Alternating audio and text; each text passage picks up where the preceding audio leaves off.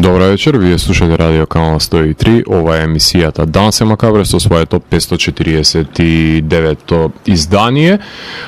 Вечерва имам можност да ви говорам за филмскиот фестивал кој го најавува во емисијата неколку недели претходно и на моје големо задоволство имав можност да присуствувам на што е можно поголем број на проекции на него, со цел да го пренесам моето интимистичко доживување на фестивалот кој го пратам повеќе од една деценија и уживам во филмската понуда која што ја поседува, затоа што сметам дека со годините има докажано дека ја има најдобрата филмска селекција во државата, носејќи премиери директно од фестивалите од категорија. И оваа година се одржа во летниот период, иако пред една деценија се затемели како есенски фестивал, ама затоа пак ни понуди можност да избегнеме од скопската асфалтна џунгла и неподносливите температури пред се и да се изладиме со филм во климатизираната кинопросина или на отворено небо во паркот на МКЦ. Денес ќе ви ја сосредоточам мојата репортажа за 22-то издание на фестивалот на европски филм Cinedis, кој се одржа од 13 до 18 јули, на кое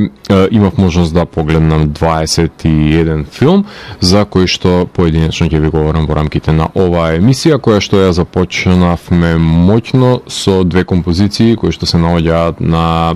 новото студиско издание на гитаристката Нита Страус, односно станува збор за албумот The Call of the Void. Конкретно ги слушнавме композициите The Wolf You Feed и Monster, односно ова се композиции кои што се отпеани од страна на Алиса White Gluz, односно пејачката на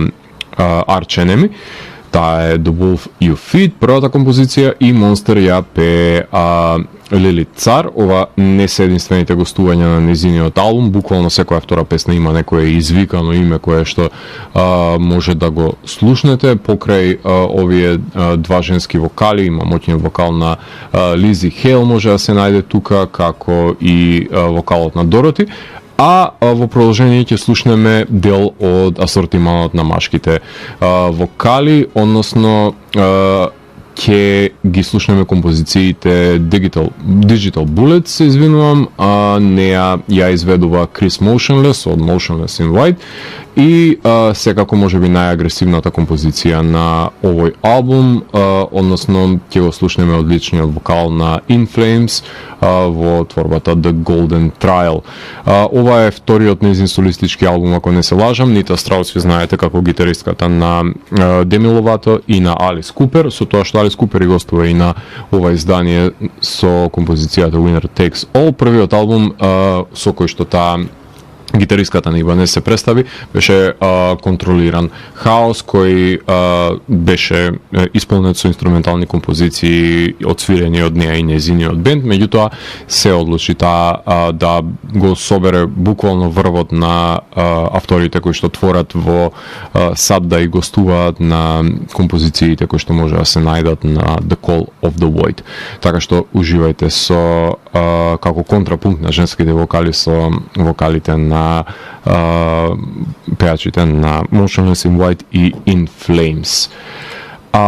Данс е Макабре е емисија во која 14 сезони се зборува за уметност во борба против лицемерието, зависта и користолюбието, и тука уметниците се вистински херои, а не политичарите, и секој издание е на мала победа против шундот и апатијата. Целта на емисијата е да го доближи квалитетниот филм до секој слушател и да воспостави диалог помеѓу уметноста и реалноста. Вечерва имаме закажано полноќен танц со смртта по 549 пат. Јас сум Златко Ѓелевски, а ви останете со трансмисијата на канал 103 до крајот на светот. Вие слушате радио канал 103, ова е емисијата Данс е Макабре со своето 549-то издание, посветено на 22-то поред издание на фестивалот на европски филм Cinedis. Најпрвин да дадам едно кратко образложение за тие кои што можеби за прв пат ја слушаат емисијата и тие кои што можеби ќе се навредат од моето видување на нивните филмови. Јас сум професионален филмски критичар, член на Фипресци, кој 15 години си ја работи својата работа и го споделува моето видување за филмовите, а не за нивните автори, со намера да ги истакнам пред се силните страни и да ги напоменам слабостите, со надеж дека во иднина ќе бидат надминати и би се подобрил авторскиот израз. Со други зборови, емисијата постои за нивно добро, но ако авторите мислат дека се најдобри, нема потреба да слушаат филмска критика и со нивното игнорирање нема да дојдат далеку во кариерата, повторувајќи ги истите грешки. Така што дружба си е дружба, служба си е служба и нема тука лутиш. Секоја година одвојувам една епизода посветена на филмскиот фестивал Cinedis од емисијата за најдетално што можам во понуденото време трајање на емисијата да го искажам моето доживување на изданието на фестивалот. Своевидна репортажа, патепис, сведоштво, извештај, како сакате именувајте го ова мое излегување, затоа што сметам дека треба да се даде внимание и да се остапи место за тие кои го создаваат културниот идентитет на државата, затоа што без него нема да се разликуваме од животните. Јас сум навикнат фестивалот да трае 10 дена, меѓутоа оваа година добивме само 5 дена на филмска програма, ама затоа со набиена агенда и буквално тоа што во 2 дена би го гледав во еден ден, така што и во оваа компресирана варијанта фестивалот светна во право светло и јас пак ги изгледав тие зацртани 21 филм, дали за 10, дали за 5 дена, тоа ништо не ми менуваше. Лошо е што финансиерите ги држат празни касите на организаторите до есен и страда домашната кинематографија на тој начин и буквално сите фестивали се организираат во крајот на летото и на есента кога би добиле средства за нивно реализирање, што е огромна грешка на финансиерите, на штета на нашето киноприкажување, што исто така е на погубна практика на агенцијата која не ги исплаќа навремено средствата за филмовите кои што се одобрени за снимање, кои од свој джеп авторите ги снимаат, а потоа ги добиваат средствата, што е секако дека е обратно пропорционално.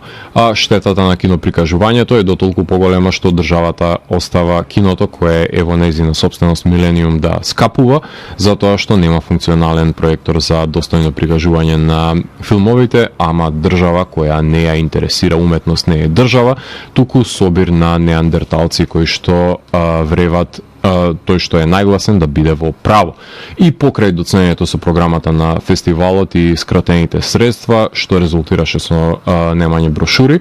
така што ова е прва година кој што ќе имам дупка во мојата колекција на книги од Cinedis, започна 22-то издание на Cinedis, кое беше во дослуг со потребата на гледачката публика, па покрај 700 седишта во паркот на МКЦ направена беше уште една распродадена паралелна проекција за домашниот филм на отварањето на фестивалот, односно на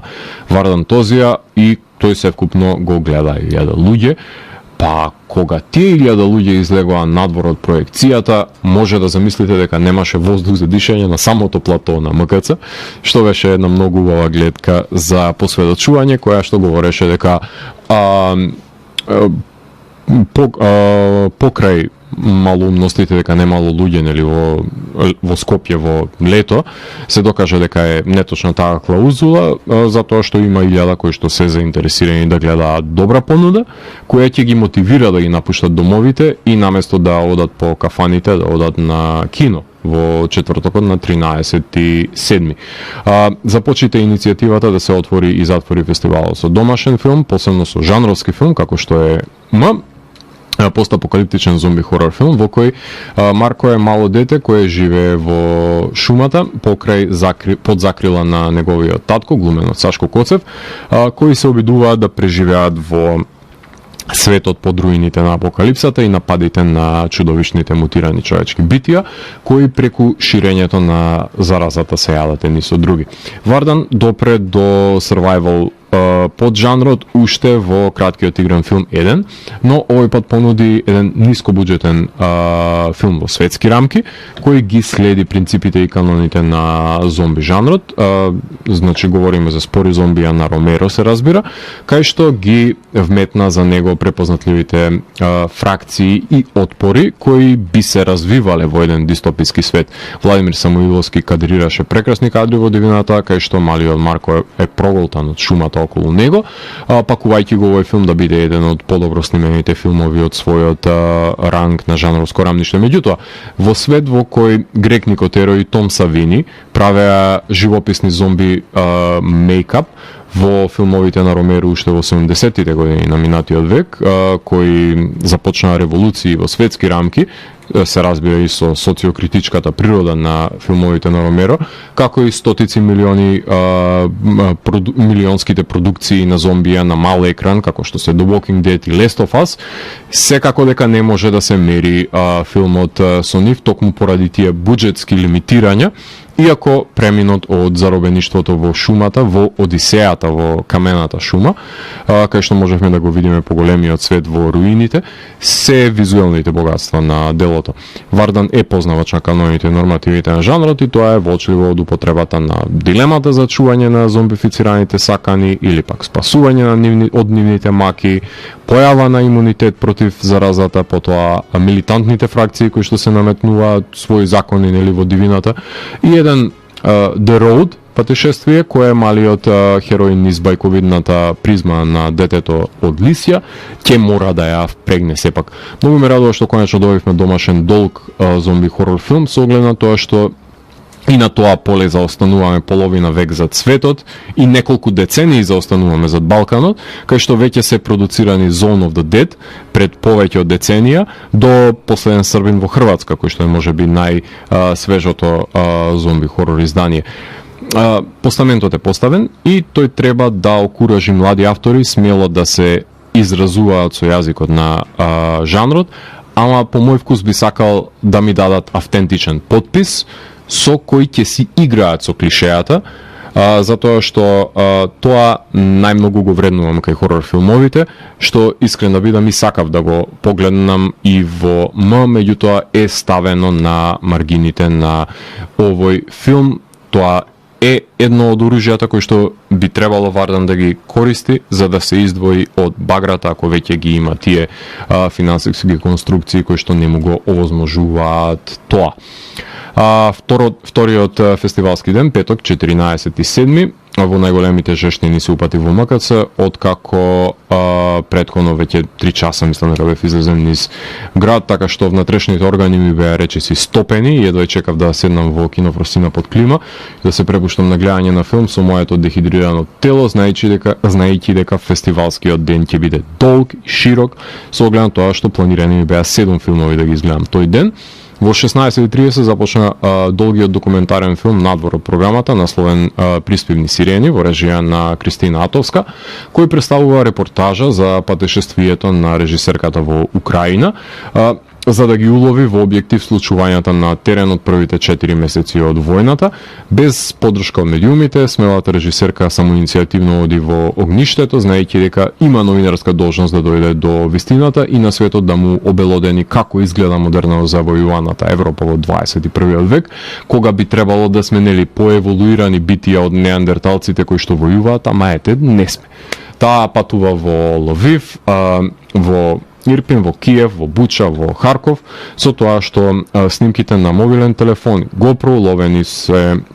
руинираните бомбардирани згради и трговски центри, прикажани се условите во кои што живее народот, кој одбива да ги напушти бомбардираните градови.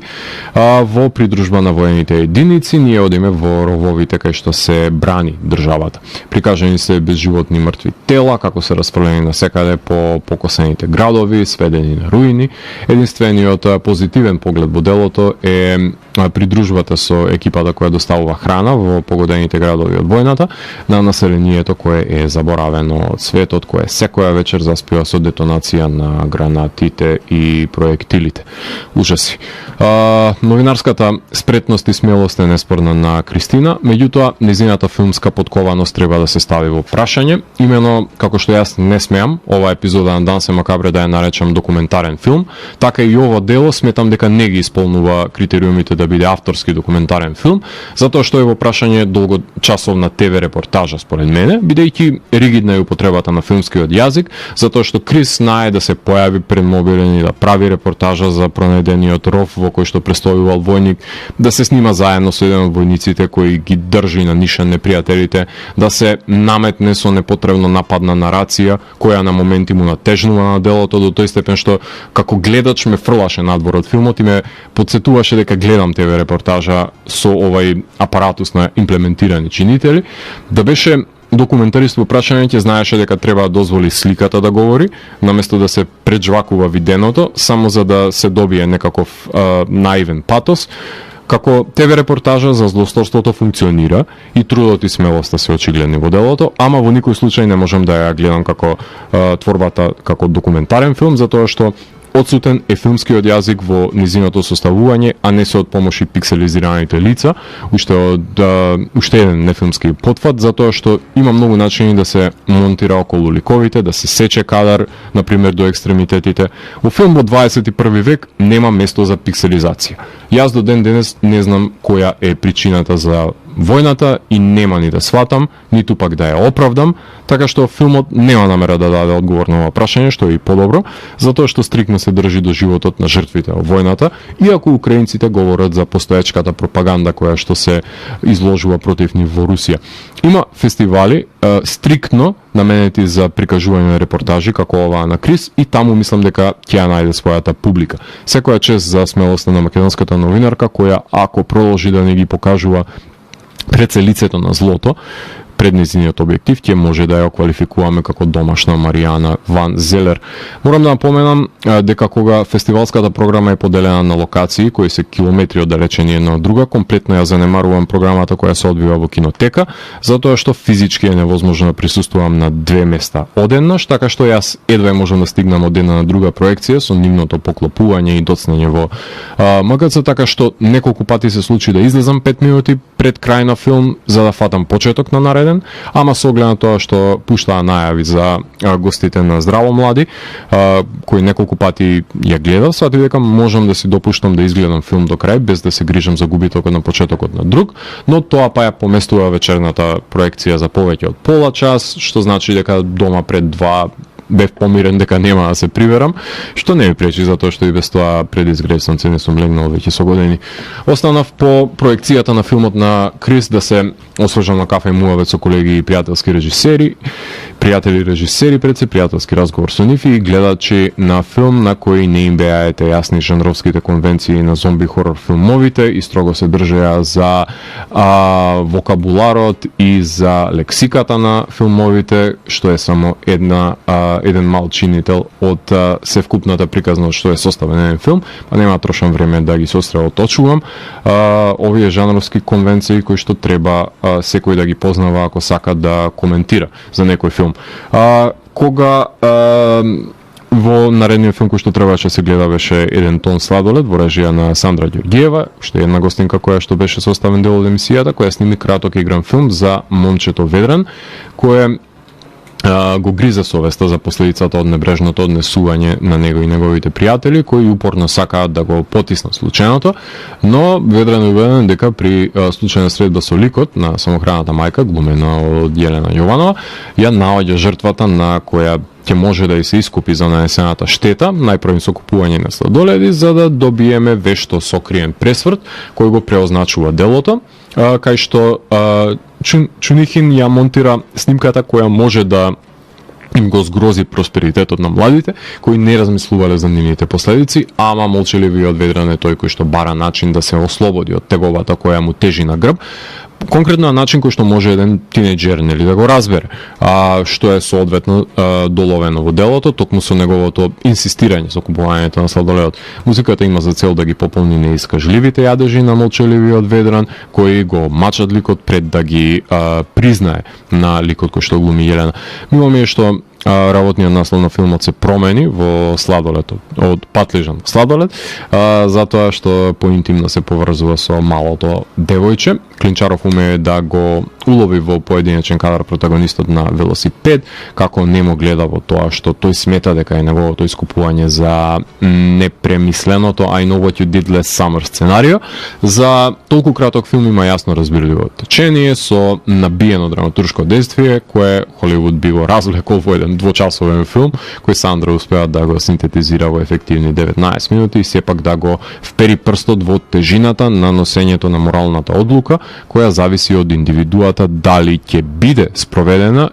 или не во отворениот крај на делото. Не сум баш сигурен дека филмот е наменет да биде прикажан во еден кропиран аспект рейшо, ама тоа нека си го мисли продукцијата охо која што стои зад него.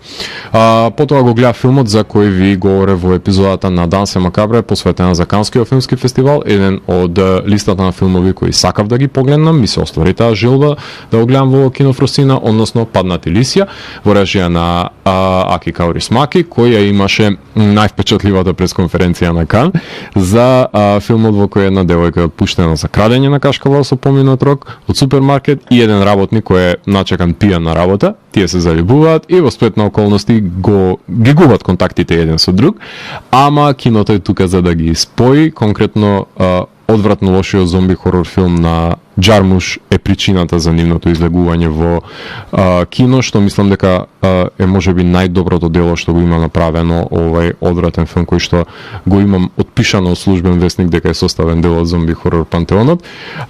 Не смееше Аки да остане пократок со неговите рокабили елементи, по кои што е препознаем, но и поради неговата суопарна и безнадежна хумореска која што доминира во секој кадар. Шегубиецот Аки си поигра и со перцепцијата на времето на гледачот, правејќи една контрадикција помеѓу вестите на радио за тековната војна во Украина, а снима филм во место кое е заборавено од времето, кое наликува како временска капсула на 80-тите и 90-тите, посебно со силните основни бои на дизајнот на интериер и облеката, доказ дека старите волци не се менуваат и си уживаат во удобноста на конвенциите овој филм, кои самите ги поставиле со свој филмски ракурс. Само прашање е дали ви е по ваш вкус или не овој тип на хумор. Јас се смеев на секоја блесава, ненамерна шега која што беше истакната со актерскиот перформанс. Ѓорче Ставревски имаше премиера на неговиот краток филм Дали си маж, на кој што сведочиме на една 15-минутна одисеја на едно младо момче кое од неговиот пијан сосед има задача да ја докаже машкоста со тоа што ќе ја остави запалката на скалите покрај кеот на Вардар, одејќи сам во скопскиот мрак, пресретнувајќи се со неколку епизодни нерани мајковци во ноќта, со кои вкусува дел од абсурдот на животот на возрастните во ова coming of age приказна, дали се тоа купувачите или продавачите на дрога, кои му даваат бесплатни совети за тоа како да се однесува во светот на возрастните. Се цели во филмот да се долови иронијата во последниот кадар од ликот која наоѓа за палката, иако дискутабилно е колку ќе биде променет животот на малото момче, кое ако треба да се аспирира од возрастните ликови околу него, каков човек треба да порасне, му ја ебал. Док се сними прекрасни ноќни кадри, посебно кога продира снопот на светлина низ скалите, кадар за памтење од овој визуелен домашен естет. Сашко Коцеп соодветно го глуми простиот број, кој е содржан во секој македонски средовечен маж, кој машкоста ја докажува со испиените чашки ракија, се распре. Во интервјуто кое го правев со Ѓорче во оваа емисија, можете да дознаете за неговата љубов кон математиката и на судоку мајсторот, која е препишана и на малиот Марко, кој што стана go-to име за млад лик во нашиот филм. Можественост прикажан на сликовит начин, со јасно драматуршко течение монтирано од Мартин Иванов. Баш би сакал да видам во каков маж ќе порасне ова дете во некој нареден филм на Ѓорче. Потоа заминав да гледам уште еден домашен краток игран филм, односно 4891 од во режија на Ивана Мирчевска, со уште еден љубител на математика, овој пат гений кој што е глумен од Никола Кузелов, кој се оддалечува од разумот, обидувајќи се да ја докаже теоријата на Шрёдингеровата мачка во контекст на малата соседка, која според списанието на енигматика, која го решава, доаѓа до резултат кој говори за незиното умирање, што ќе го води ликот на Кузелов кај човекот кој што пишува судоку, кој е глумен од самиот Кузелов од иднината. Овој клаустрофобичен филм, снимен од страна на Стефан Ѓорѓиевски, во тесните простори излепени со математички формули, силно светло, е домашен научно-фантастичен филм кој ги опфаќа најгенеричните научно-фантастични концепти, кои до смрт се обработени во светската фантастика, од мачката до пеперутката, но ги гледаме во една домашна верзија на малтене праймер, односно нискобуџетен SF филм во кој со малку се обидува да се каже една голема приказна за кршење на конвенциите на времето, за да се посведочи на неможноста за бегство од предодреденоста. Уште една победа за жанровскиот филм во кој екипата на секој можен начин се обидува да ги надмине лимитациите на буџетот и на просторот. По него следуваше сега впечатливиот и најрадикален филм на фестивалот, односно остварување на Душан Зориќ и Матија Глушевиќ. Станува збор за филмот насловен "Сте ја виделе ли оваа жена", во кој ликот на Драгиња е средовечна жена која ја гледаме во 3 итерации, односно најпрво како наоѓа мртво тело кое наликува на неа, додека постепено исчезнува, буквално, значи. Потоа најмува лажен сопруг и бебе за да си се покаже пред пријателите. И во третата своја итерација е бездомничка, која го има изгубено сеќавањето и талка по улиците за да се присети која е, за да дојде до катарзичниот епилог до ветената земја. Тројца директори на фотографија си поигруваат со мокументаристиката, со домашните снимки, со опасни зумови на долги објективи, со сите можни визуелни алатки за дезинтеграција на нечи идентитет, во кој трите случаи е прекршен и ставен пред се во прашање, дали се тоа ноќните ескапади во тоалетите на клубовите, кај што сака да го погледне пенисот на незината новостекната познајничка, танцувајќи на електронска музика, или пак создавањето на лажната представа за себе си, или пак крикот од неповрзаноста на тоа јас, кое е останало на телевизиските реклами, во третата потрага по себе си. Многу смело раслојување на еден идентитет во манир на Дейвид Линчовски од Lost Highway, филм полн со очудување кое започнува од преносот на ТВ, кај што водителите само гледаат неподвижно во камера во живо, што е првата индикација дека нешто не е како што треба во овој апсурден свет, во кој ужива во секоја секунда од него. Седмиот филм кој го погледнав тој ден е Канскиот чудовишта на Хироказу Корееда, во кој мајката на момчето Минато се сомнева дека неговиот наставник насилно се однесува со нејзиниот син, навредувајќи го дека мозокот му е заменен со свински. Постепено дознаваме дека за секоја приказна има неколку вистини, со тоа што Корееда Рашомоновски приоѓа на секоја од страните на затекнатите во скандалот, најпрви на страна на самохраната мајка која дозна за него, потоа самиот обвинет професор и се разбира страната на Минато, кој всушност развива едно интимно пријателство во кое гаи симпатии со неговиот врсник и посведочуваме и различни аспекти на задевањето од страна на врсниците кои што насилно се однесуваат со него, пред се омаловажувајќи го. Несомнено дека прекрасно звучи последниот скор кој што имаме можност да слушнеме од Риучи Сакамото, иако морам да признам дека Корееда со неговите хиперпродукциски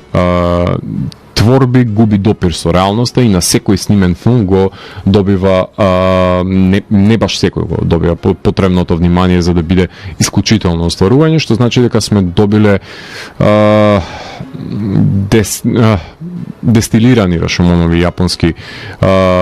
филмови, ги има огромен број од нив, но новиот не придонесува кој знае колку на оваа методологија. Тематски, например, Лукас Донт, мислам дека со Клоус имаше многу поефективно решено врсничко интимно пријателство и насилство од страна на останатите деца. Сепак, многу е поквалитетен од сега веќе релевантниот The Truth, но е далеку под квалитетите на преозначувањето на семејството во Брокер и Shoplifters. Сабота, 15.7.2023, каде што и го пропушти филмот кој што се емитуваше 16:30 заради тоа што штрафењето на шкафовите во мојот дом ме спречило присуствувањето на проекцијата, но затоа се опремив со спреј против комарци, бидејќи кога гледам филм не сакам да губам концентрација и внимание во борбата со летечките узурпатори на мојот гледачки спокој, така што добре дојдено беше кафето и ланата вода во пеколните денови кога пред почетокот на првата проекција на која присуствува во денот, односно краткиот игран филм Так-так во режија на Јане Валтипармаков, кој прави една временска капсула за крајот на 80-тите години на минатиот век, за да се даде една дистинкција и коментар за еден поразличен начин на живење кој што е изгубен од денешницата, односно една полетност и една младешка наивност, кај што се верувало во желбата да се биде со некого, воден од поривот на убавината кој знае да плени една индивидуа. Филмот го предводи Благој Веселинов, кој е затрескан во една девојка која по секоја цена сака да ја ќари во наводници и со самото тоа што неговиот пријател ја смувал, нејзината другарка, постои можност за тој да го направи саканиот потек кон девојката која ја гледа во боја во црно-белиот свет, во успорена снимка се разбира, монтирана импресија од страна на Михаил Димитров. Паралелно, ликот на Благој започнува една игра со молчелива комуникација на фиксен телефон, со која комуницирање со знаковен јазик на телефонот, два пати удирајќи за да, еднаш за не, мислејќи дека неговата сакана е токму таа од другата страна на линијата, разочарувајќи се кога таа ќе дојде во неговиот дом, а го добие повикот од неа истовремено. За разлика од ијада од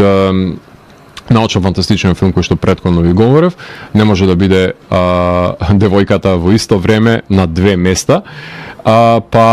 пресвртот на филмот е во духот на наивното време, кое носталгично се воспева во ова романтична комедија. Иван Апаловиќ сањарсовска убедливост ги одигра улогите, измамувајќи ги момците, а најслабиот аспект на филмот ми е невпечатливата визуализација на Касапинов, поглед на кадрирањето на интериерите, во кои ги има артефактите на 80-тите и дури и облекота се одвестува на нив, ама естетски сиромашно изгледа за некој налик некој заборавен филм на МТВ од таа ера, што ако тоа е намерата, си го постигне зацртаното, иако јас сум поголем љубител на љубовниците на Јане од Скопје Ремикс, барем на визуелно рамниште. Херојот на филмот е Игор Василев, кој се има распалено со еден моќен синтвейв кој што мириса на 80-ти. Так мене искрено ме асоцира на поп бендот од 80-тите Ток, One Hit Wonder, што ќе проектирам дека е уште една алузија на романтизирањето на 80-тите во ова љубовно писмо на Јане кон ова ера. Останав и на проекцијата на Бајка на Александар Сокуров, кој можеби ми беше последниот режисер за кој што ќе речев дека како старе така будале, овој пат снимајќи го во оригиниот 1:33:1, ахроматски филм, во кој со помош на дипфейк ги представува европските тирани, односно Хитлер, Сталин, Черчил, Мусолини. Потоа си поигрува и со ликовите на Исус и Наполеон, и кои уште не, кои се заглавени во едно дистописко пространство, ајде така ќе го наречеме, кое тие си го нарекуваат рај, со джиновски порти и задимен простор, кој ми делува како да е направен со композити и без снимател, кај што заседуваат овие ликови во едно место, кај што Хитлер на Сталин му замерува за кројот на униформата, Черчил се јавува на телефон на кралицата и останатите ликови си талкаат и си се препираат за нивните убедувања врз основа на архивските снимки кои што имаме за нив, додека не бидат вивнати нели во еден крик од толпата души на обожуватели, не баре се рок-н-рол звезди. Една безцелна, абсурдна екстраваганца, која е доволна да изнуди насмев поради баналноста на збирот на овие ликови на едно место, наликувајќи повеќе на почетокот на виц, на некоја досетка, отколку на издржан филм, ама е експеримент кој не го допушта модерната технологија, која Сокуров решил да ја искористи за оваа намена. Ако ова е рајот, не сакам да знам како изгледа пеколот. Последниот македонски филм кој што го гледав тој ден беше Краткиот кутии во режија на Ангела Димеска, во кој од која претходниот филм ми избега на сите можни фестивали во државата, но затоа немаше да дозволам да го пропуштам низиниот нов краток филм кој е предводен од три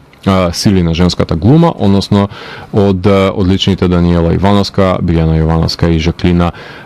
Стевковска, односно филм во кој мајката во семејството има двоен живот, во кој двонаменска е продажбата на кутиите во нејзиниот бизнис. Од една страна тие служат и за оброкот на членовите на нејзиното семејство, а откако ќе ги прати на работа и училиште, пакува кокаин во кутиите, што отвора идеален простор за драматуршко правило на непрепознавање, од кое се прави класична замена на кутиите и склоп на околности, што ќе значи дека ликот на Даниела ќе мора да оди и на работа кај сопругот во полициската станица и кај својата ќерка да направи замена за кутиите по збркувањето, за гледачот да добие соодветен пресврт на ова зипувано патешествие со јасно течение, снимено од Дејан Димески, кое ја утврди Ангела дека е способна да биде концизен раскажувач на филмска структура, која ќе го задржи вниманието на гледачот, која иако во рамките на филмот беше повеќе наменета за широка популација, популистичка творба, сепак сведочи за филмската вештина на режисерката, од која би сакал да знам како би изгледал, например, долг филм во иднина. По него следуваше најочекуваниот филм на фестивалот за мене, односно Стариот даб, кој што сакав да го погледнам, од 87 годишниот Кен Лоуч, кој е уште еден од филмските великани кои немаат попаметна работа во неговите пензионерски денови и одлучил да снима филмски ремек дела, кој не запре со нивното снимање по The Angel's Share преку I, Daniel Blake и Sorry We Missed You,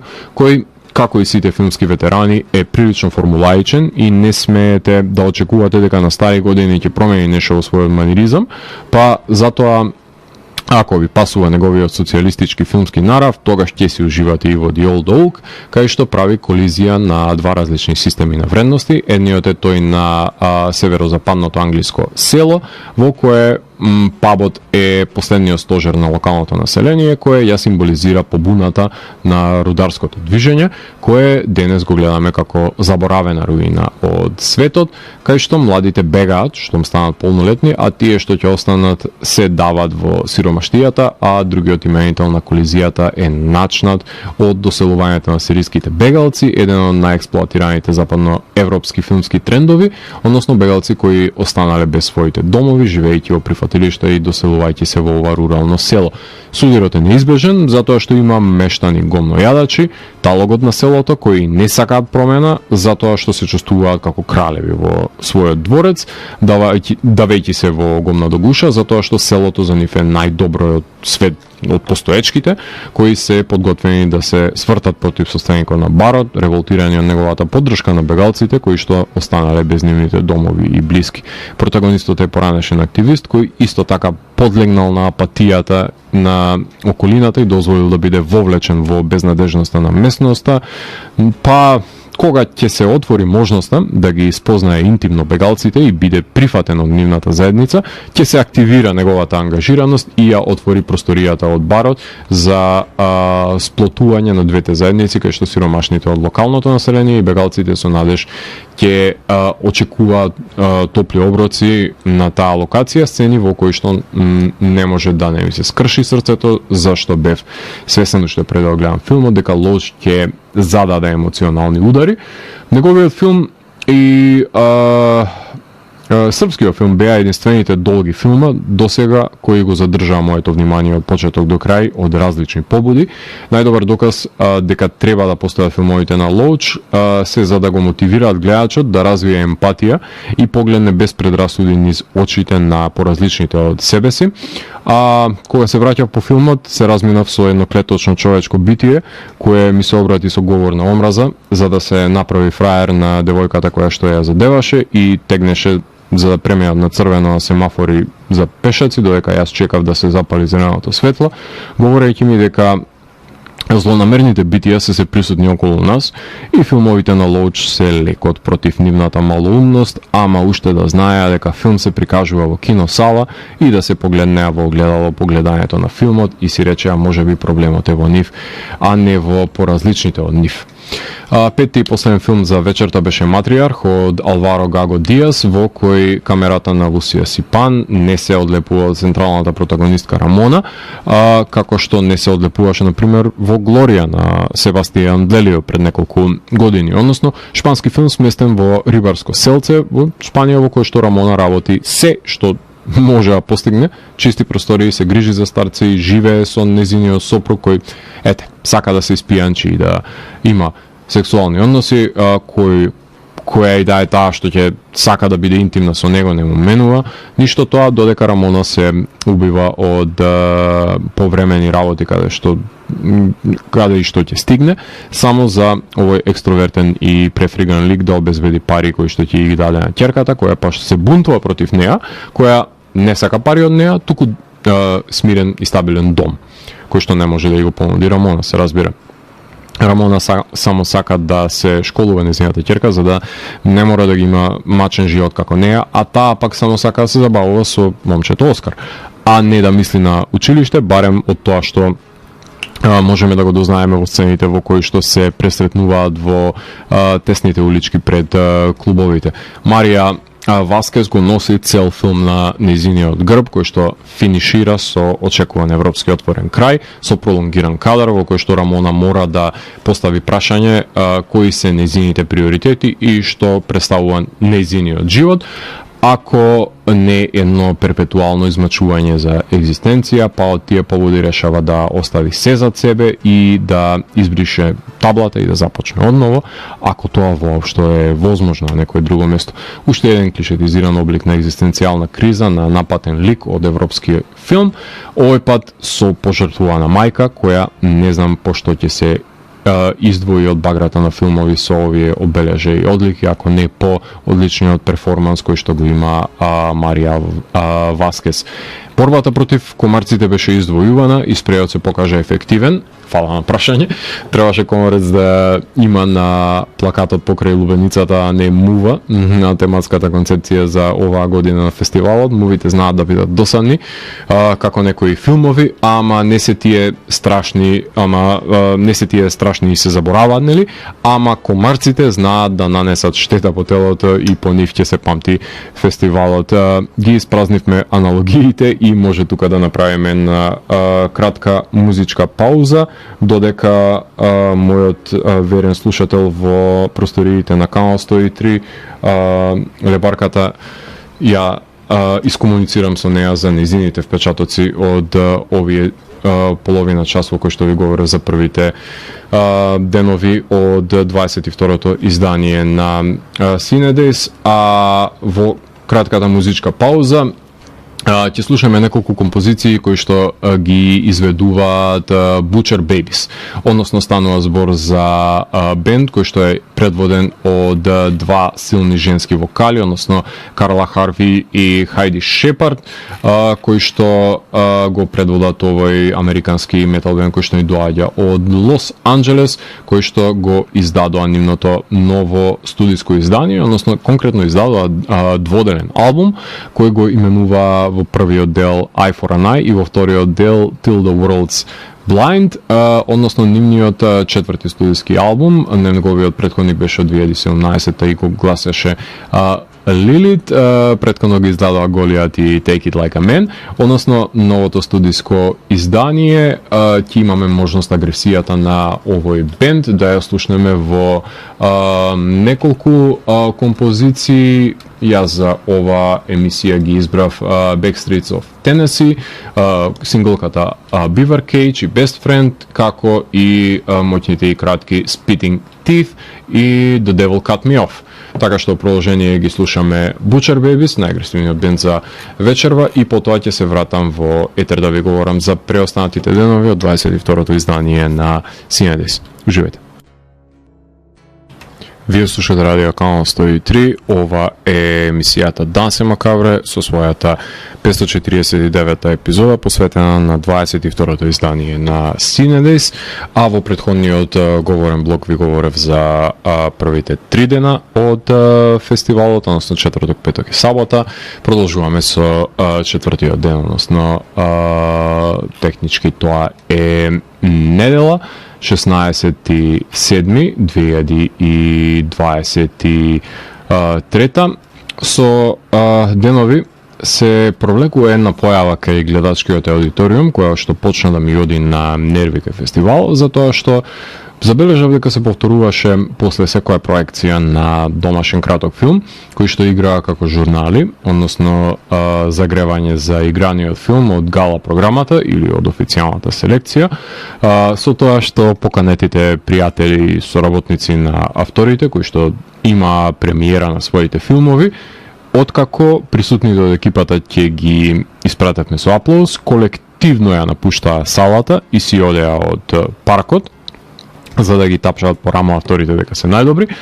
Во разговор со пријатели од Белград, кои што исто така ја забележаа оваа прилично некултурна појава, ми посочија дека и да има премиера српски краток филм пред странски долг во Белград, никој, апсолутно никој не се дрзнува да стане и да покаже непочит кон странскиот филм. Најдобра аналогија е, например, кога одите на концерт на некој огромен бенд, ете Металика или Пантера или кој да е, светски бенд, само поради пред групата и да си заминете по нивниот настап, што би било една доста малоумна постапка, така што оваа некултурна практика ги оставаше полупразни салите и повеќе говореше за непочита на филмските работници и нивните пријатели, кои знае кога пак ќе стапнат во кино, решувајќи се себе си да погледнат како, например, се снима филм по краткиот македонски филм, кој што присуствува од некој мајстор на занаетот.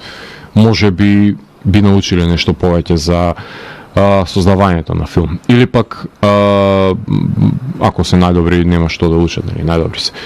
Да се надеваме дека ако некој од нив успее да си дочека да сними долгометражен филм, кој што ќе биде прикажан после краток филм од режисер кој што ја започна неговата кариера, да си дочекаат испразнета киносала кога некој млад режисер ќе си донесе своја свита на заедничка проекција и ќе ги испразни. Така што ова е најеклатантен пример за начинот на кој што не треба да се однесува гледачкиот аудиториум, така што може би е и подобро да се врати претходниот концепт каде што во низа беа прикажани во една двочасовна проекција севкупно сите кратки македонски филмови,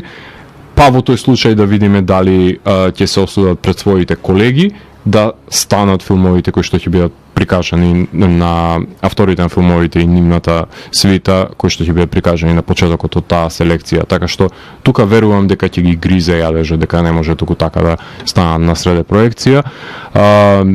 за да може надвор да се коментира и да се фали погледнатото дело, така што се знае како се прави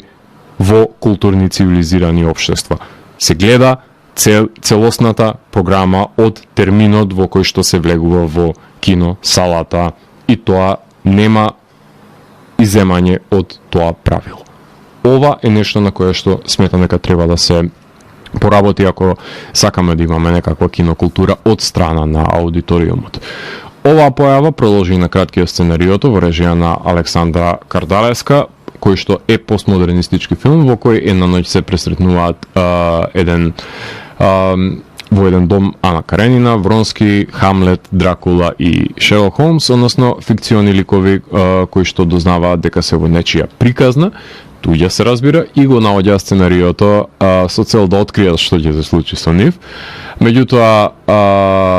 Хамлет на мајка не решава да се противи на предодреденото и да покаже непослушност, станувајќи Хамлет кој што го знаеме и познаваме, и признавам дека е интригантно да се погледне оваа турлитава од ликови, од глумени од домашни актери, со тоа што, например, Александра и Душан Кардаревски го снимаат појавувањето на Игора Ангелов на лик Бела Лугоши со сноп светлина на очите и користат силни светла за осветлување на помошните простори за давање на потребниот колорит за интензивирање на фантастичната ситуација во која што се поставени ликовите. Мони е соживеан со детективот Холмс и останатите актери и актерки. Интересно е да се погледне односно печатливо да се погледне пред се како говорам на македонски јазик. Хумористична лакрдија која што е неизбежна да изнуди конфликт, посебно кога Дракула ќе се метне во оваа невесела дружина и има основа се разбира за меѓусебен судир со оглед тоа што нели не може да им одолее на неговите природни нагони и да ја поштеди Каренина од незиниот фатален пат.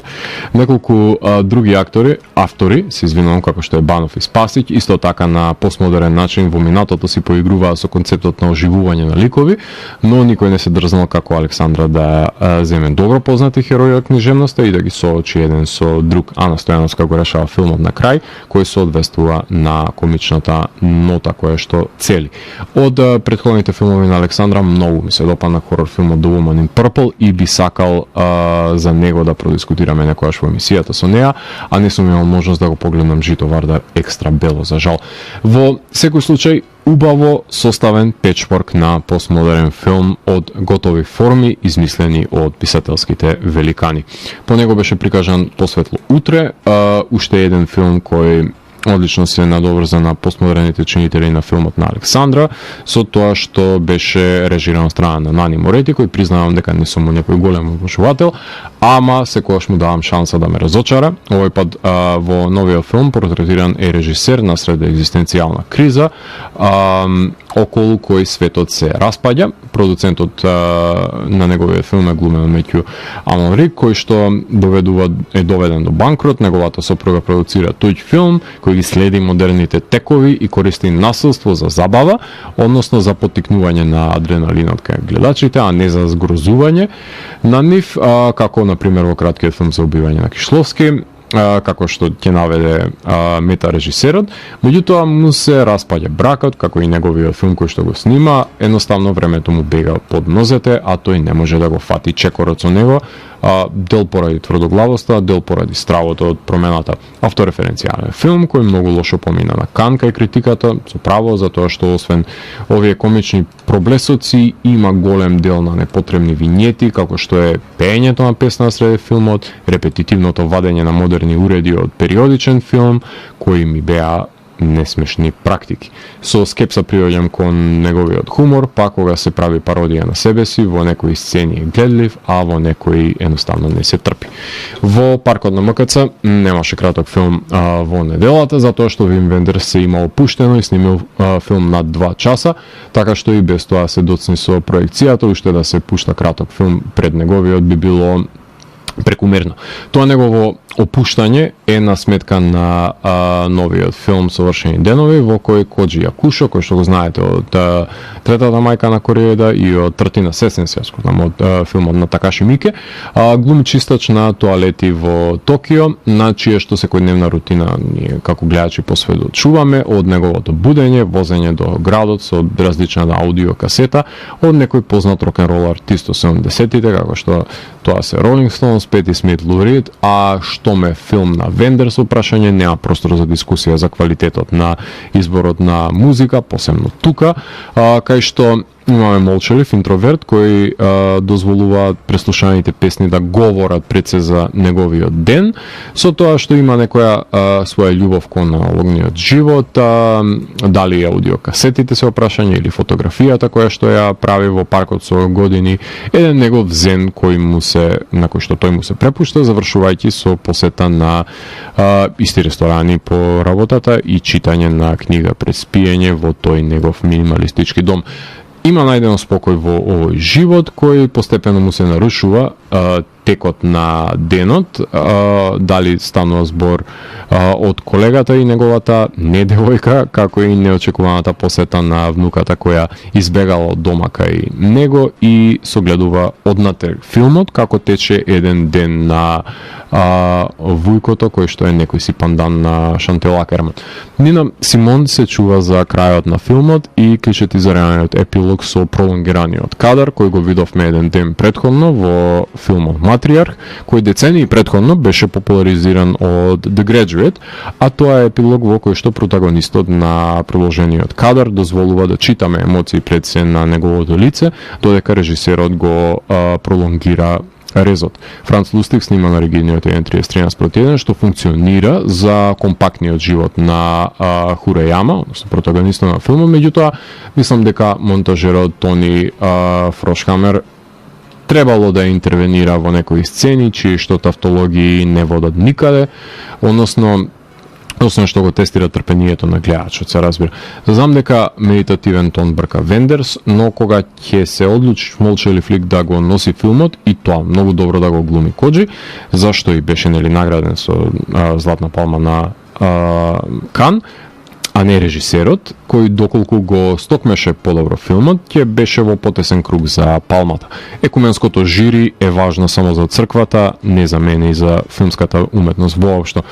Комарците беа проблем кој што спреот го реши, меѓутоа колку и да се удобни пластичните столчиња во првиот сат од филмот, кога гледате различен филм на Вендерс, ќе се појави болката од седење, па неизбежно е да ги менувате страните за да се ублажи болката, што ми даде до знаење дека не е лоша идеја да си земам перниче од дома за да ја зголемам удобноста од долгочасовното седење. Четвртиот филм кој што го гледав во неделата беше прикажан исто така во паркот на истите столчиња, од како имав неколку минутна можност да ги истегнам нозете помеѓу, пред да го гледам Шолја кафе и нови чевли од југоисточната селекција во режија на Агентијан Кочи, односно Мизери Порн, во кој што Аги Мигезим, глумени од Едгар и Рафаел Мораис, се идентични близнаци, глувоними обраѓање со кои се запознаваме во нивните 30 на години кои што ги имаат. Тие живеат заедно, а едниот од нив има девојка Ана, глумена од Рита Кабаши, која исто така се го владее знаковниот јазик, и живеењето заедно значи и споделување на интимата пред се. Темпирана бомба, која што е единствениот двигател од действието, е установувањето дека имаат вродено нарушување во нивниот геном, односно најпрви кај едниот брат ќе започне губитокот на видот, а потоа и кај другиот, останувајќи не само глуви, туку и слепи. Тоа значи дека физичката глума и постојаното удирање на предметите во домот ќе бидат константна практика на браќата, кои најпрвин ќе кријат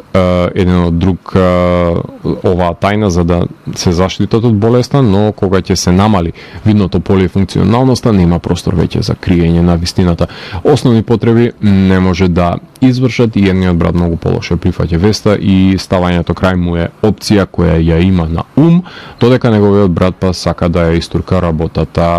до крај. А што има на крајот е таму Ана ги води во една колиба во планината и им вика дека ќе се врати за кратко, оставајќи и на маса, кај што си даваат ишаре со рацете помеѓу себе и се смејат еден со друг, не дозволувајќи му на гледачот ниту со превод да ја дознае шегата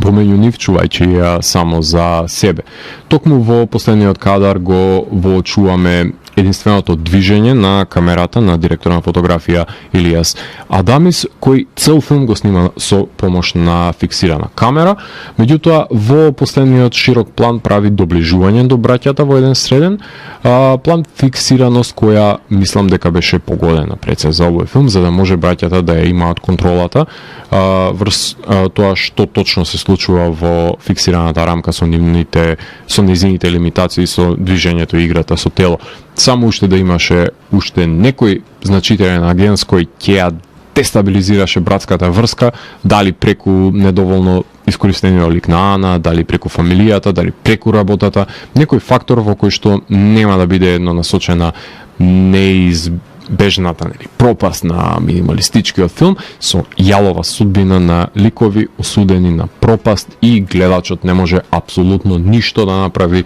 за да ги спаси, туку треба да сведочи на нивната агонија. Го имав погледнато претходниот Мизери Порн на режисерот, односно Daybreak, но поради стилските решенија мислам дека овој, односно новиот филм, португалско-албански филм, е визуелно многу повпечатливо дело од Daybreak, кое што е топла препорака да го погледнете, кој што доби неколку награди на самиот фестивал, кој, за да ги дознаете, ќе треба почекате по наредниот музички блок, кој што следува во емисијата, кој го предводи Ким Дракула. Односно, ова е артист кој што уметничко име на артистот Семюел Уилингс, кој што е артист од Хобарт од Тасманија, кој што претходно, ако не се лажам, имаше издадено на EP, односно COVID-19 во 2020 година. Тој е автор и на огромен број на композиции за обработки, на туѓи дела, меѓутоа го издаде неговото студиско издание A Gradual Decline in Moral, од кој што ќе слушнеме поголем број на композиции со оглед на тоа што се 2-минутно време траење, меѓутоа нивното време траење апсолутно не треба да ви даде до знаење дека нема да слушнете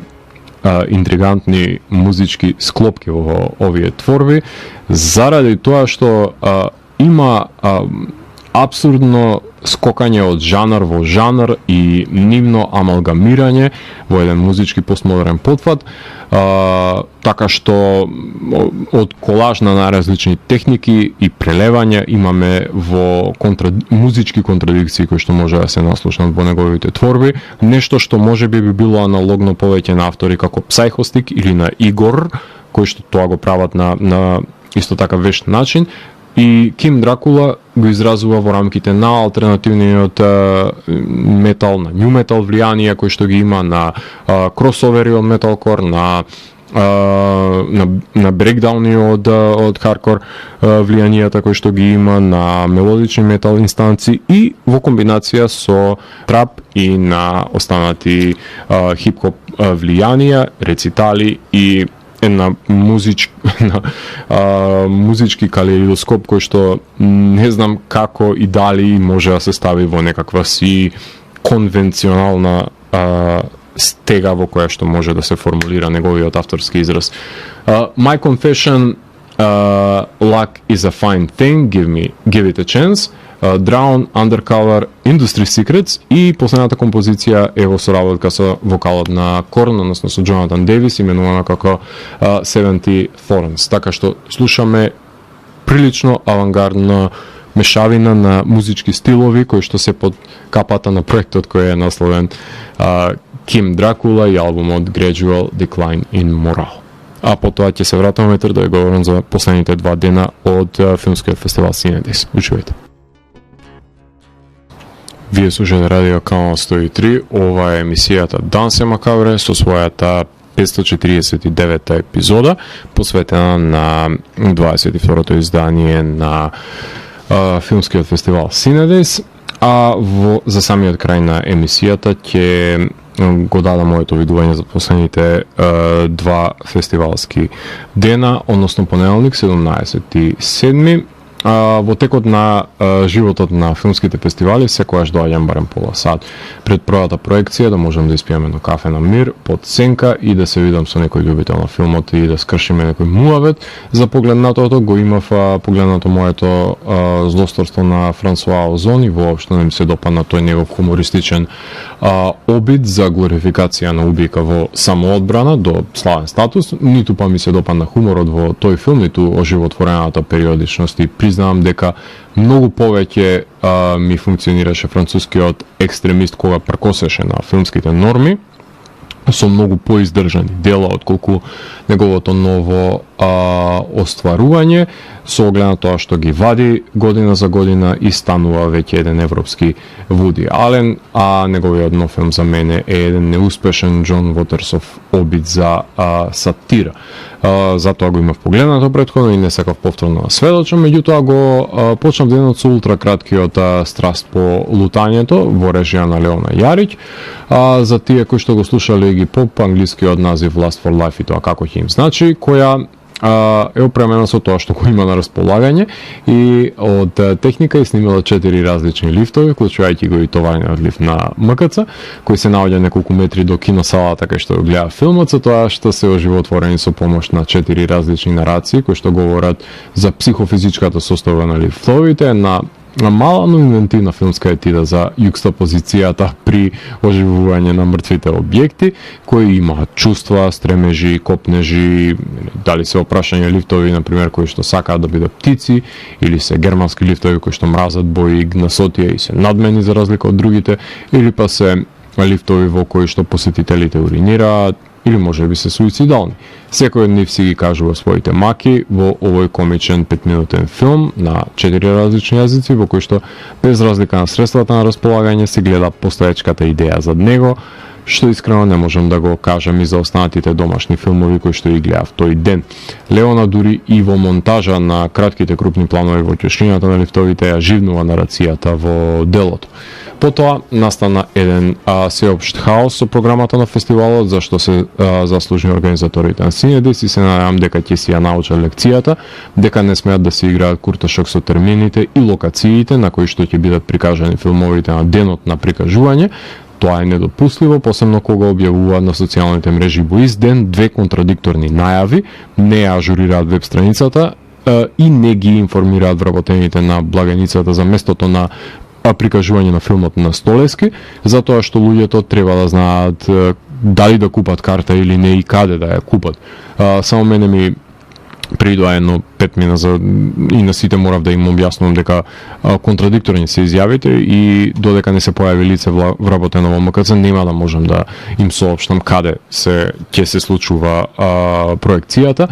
Не се појави на некој нив на плато на МКЦ затоа што сите беа во делот од паркот, додека се случуваше општа конфузија помеѓу револтираниот народ, а се што требаше да излезе некој пред толпата и да викне на глас дека филмот на Столески ќе се прикаже во кино Фросина. Толку 10 секунди работа ќе скрате една получасовна конфузија и малтретирање за реобјаснување на непоседувањето на фактите. Па ме за друг пат да не се менува програмата 5 за 12 и да се објавува конфузни изјави за термините и потоа да не се даде јасен, јавен проглас за тоа каде се прикажува филмот, например. Ова неажурираност би очекувал, например, од браќа Манаки, меѓутоа не Синедис. Мене не ме тангираше овој проблем толку многу, бидејќи бев дојден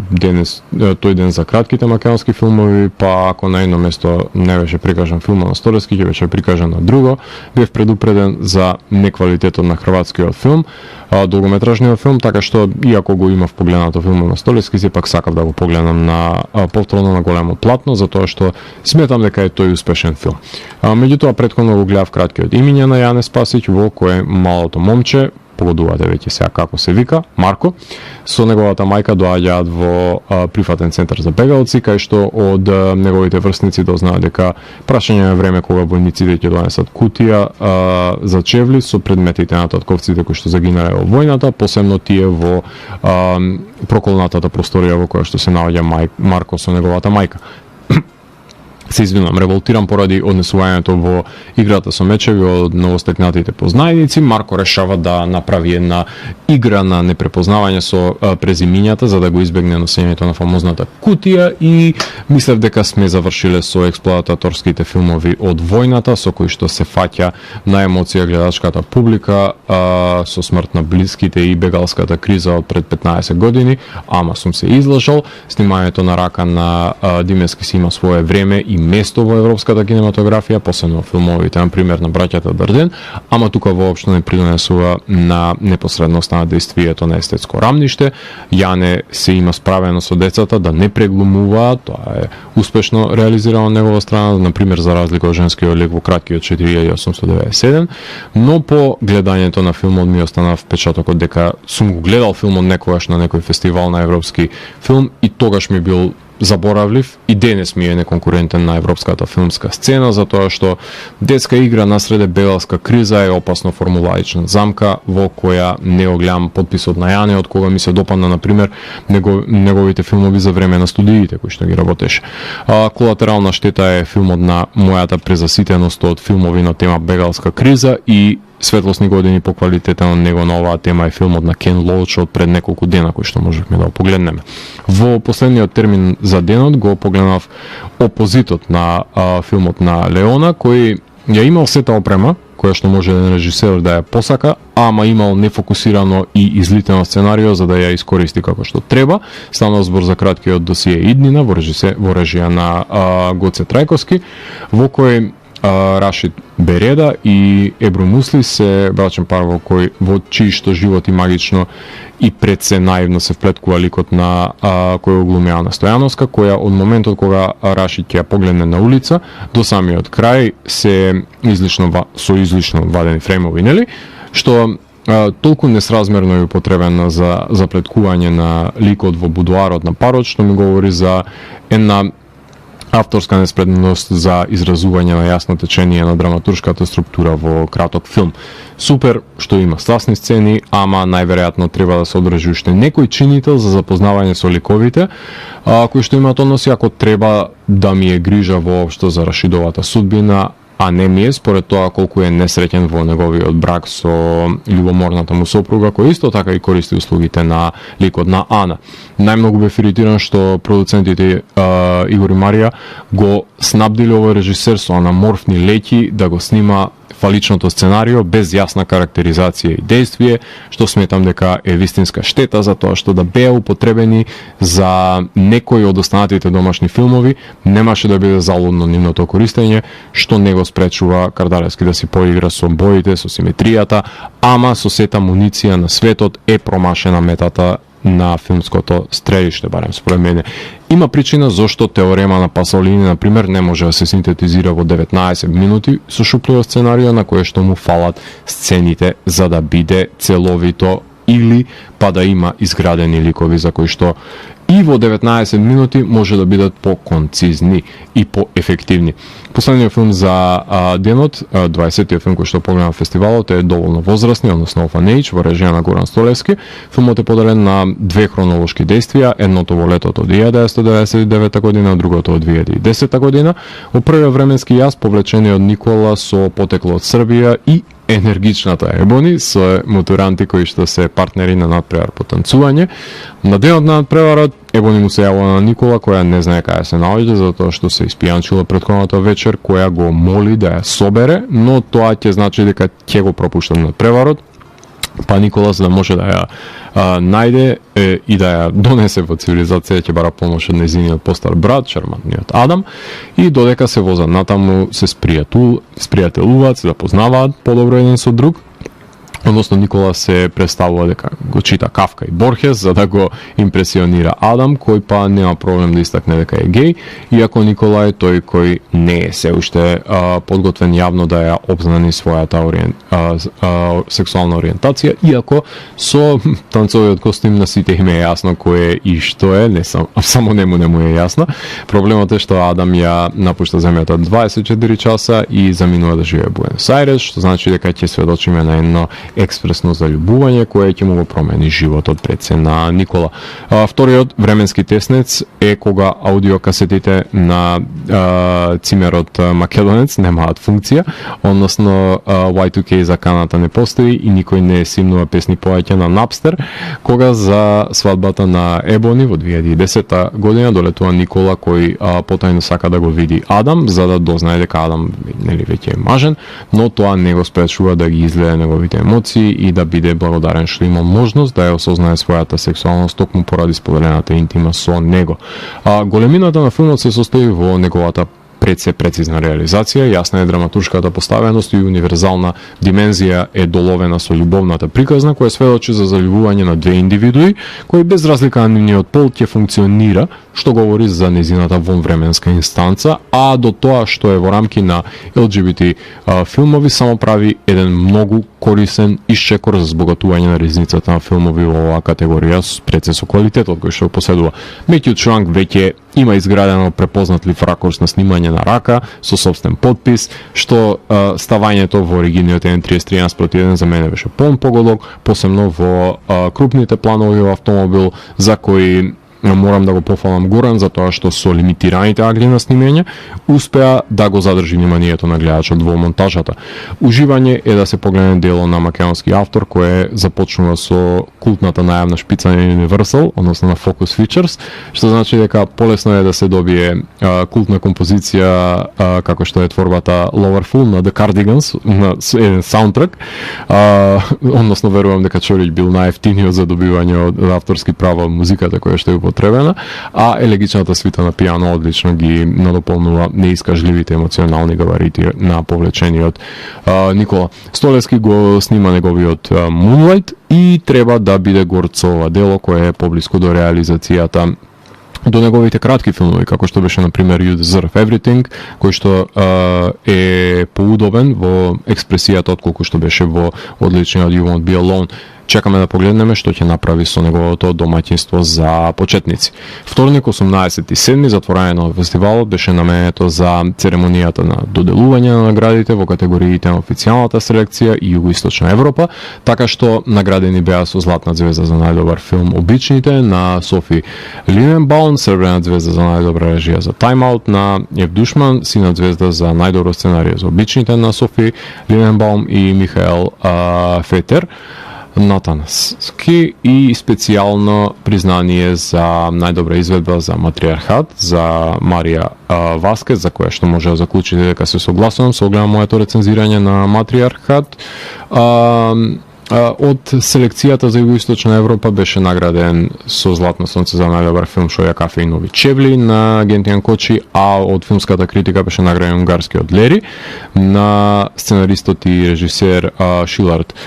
Бернат, и албанскиот филм уште еднаш Шоја кафе и нови чевли на сценаристот и режисер Гентијан Кочи, филм кој ги заслужи сите почести од филмовите кои што имав можност да ги погледнам. Обичните го утнав, затоа што беше рано на програмата, Лери беше прикажан во кинотека, додека го гледав Often Age, така што морав да бирам на кој филм ќе присуствувам. Филмот на мене за затворањето на фестивалот беше Бизнисот на задоволството, или како што претходно милуваше да биде именуван филмот Денот на жената во режија на Гоце Цветановски, уште еден домашен филм кој е во дослух на жанровските случувања во светски рамки, кој ги следи филмските канони и конвенции на криминалистичкиот трилер, во кој новинарката Елени, глумена од Сладјана Вујошевиќ, започнува тајна истрага за расветлување на криминогеното подземје во Скопје, во кое се тргува со жени и наркотици, водена од реваншизам за смртта на незината пријателка Дрита, подпомогната од незиниот татко Јон, глумен од Муса Исуфи, и помошникот глумен, односно Акил, глумен од Исмаил Касуми, кои заземаат идентитети на потенцијални купувачи на бело робје за да го наменат за започнување на порно продукција, како лажна намера за да дојдат до врвот на криминогената мрежа. Гоце во неговата монтажа успешно ги парализира двете наративни линии пред да настане флешбекот за организирањето на тајната задача, а Фемидаут со смелите интензивни бои кои се граничат со естетиката на кичот, но никогаш не ја преминува таа граница, смело го осветлува во целосен спектар под земјето и доловува прекрасно кадрирање која се движи камерата низ бањата и се доаѓа до условно кажано стомакот на зверот. Сега вистинската звезда на филмот е ликот на Игор, глумен од Дамјан Цветановски, кој јас нагалено сигурно рекувам Џокерот, затоа што од првото доближување до мирисањето на Јони Акел во профил забележуваме едно аналогно кадрирање, например како графичката на Killing Joke, а жабата перспектива само го засилува потентниот микс на комичности и застрашување на неговиот перформанс, меѓутоа на еден многу интригантен начин со наменската прекумерна глума на Катерина Коцеска дознаваме дека не е Игор Мајкин на врвот на хиерархијата во подземјето. Гоце на крајот на филмот ни дава една горка пилула за проголтување во кој корумпираните политичари секогаш ќе го имаат последниот збор и го превертираат наративот во нивна полза, колку и да е неточен, правејќи ја безцелна борбата на совесните луѓе против системот, кои некогаш мора да ги извалкаат рацете и да жртвуваат дел од себе, ако сакаат да се скрши калапот. А додека сме кај калапите, огромна безбедносна заштита за конвенциите на филмот за стекнување на самодоверба,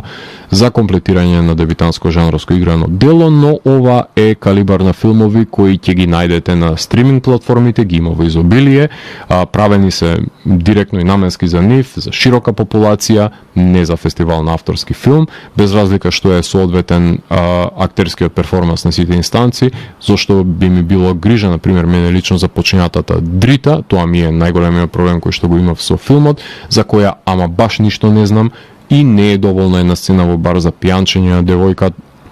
за девојките, која што говори, за да се пополни таа празнина која нагласената музика исто така не може да ја скрие таа сценаристичка недоследност. Значителен исчекор е што во домашниот крими филм го забележуваме ова остварување по творбите кои што беа работени во МТВ во 90-тите и 2000-тите, меѓутоа кога ќе излезете надвор од државата, која ни е село, во светот, кој, ако го земеме како аналогија дека е градот, исто како и така и бизнисот на задоволството и останатите наши долги филмови,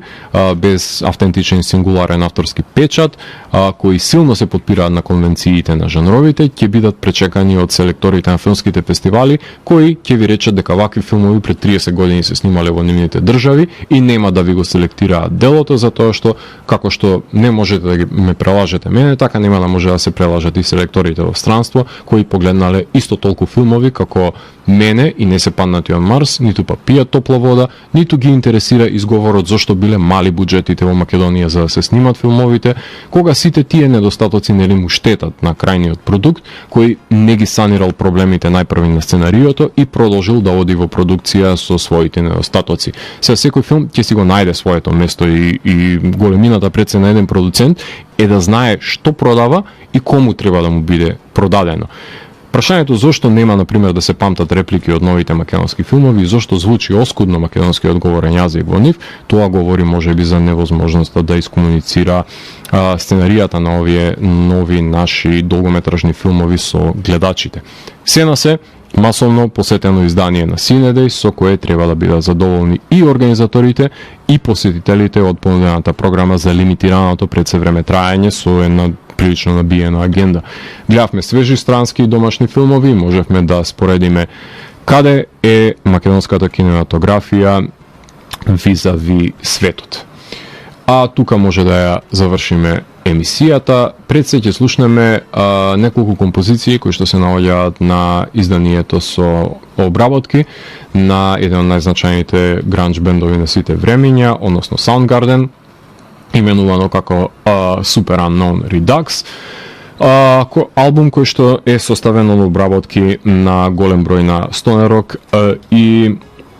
алтернативни рок-н-рол и метал бендови. Албумот кој што ќе може да ја слушнеме, например, насловна Super Unknown во изведба на стонер гигантите Valley of the Sun и може ајде да извоиме Black Hole Sun во изведба на Spotlights како две најмаркантни творби кои што се препознатливи за Soundgarden од изборот на творби кои што се наоѓаат на Super Unknown Deluxe. Оваа епизода, како и останатите епизоди на Дансе Макабре, ќе може и мојата останата емисија на TV103 на канал 103, односно TV103, како и мојата трета емисија која што веб серијата која е наменета за YouTube, може да видеологија може и пронајдете на YouTube каналот кој што гласи на името Златко Ѓелески, како и на Mixcloud каналот кој што исто така гласи на мое име. Јас сум Златко Ѓелески и го затворам 549-тиот гримеар на Дансе Макабре и го враќам на полицата кај останатите изданија кои кријат тајните на универзумот. До наредното издание на Дансе Макабре, гледајте филмови и плашете се. Чао, чао.